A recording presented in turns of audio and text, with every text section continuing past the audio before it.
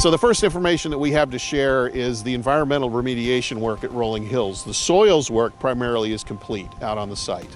Right now, the work that's being done is for the groundwater remediation. Over the next month, the month of January, testing will continue, and then into February, the injection and the cleanup will take place and hopefully conclude at the end of February.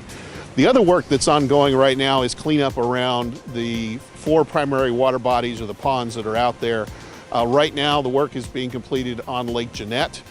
Initially, there was a causeway that was constructed behind the clubhouse that had disconnected both halves of the lake. We've removed the causeway to allow the water to flush around, and that's part of our effort to clean up and improve the water quality of Lake Jeanette. Cleanup will continue through the spring on the remaining water bodies throughout the project.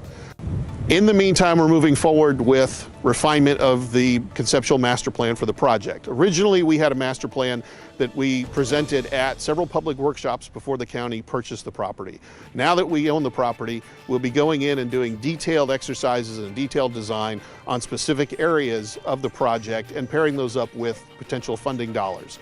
We're also working with a number of potential partners in exploring possibilities for the development of other features throughout the Passam Park. One of the frequently asked questions about the project is, what does the county have in store for the clubhouse? Right now, we're really evaluating all of our options, whether to recondition the existing building that's there or whether to build new. All of that is under analysis, and we'll continue to work with the neighborhood to decide what the future of that building is going to be. Lastly, we'd like to thank everyone that continues to work with us on this particular project. Not a day goes by that we don't hear from one of the residents around Rolling Hills, and we really appreciate the support that we've had, and we really look forward to continuing to work with the neighborhood on this project.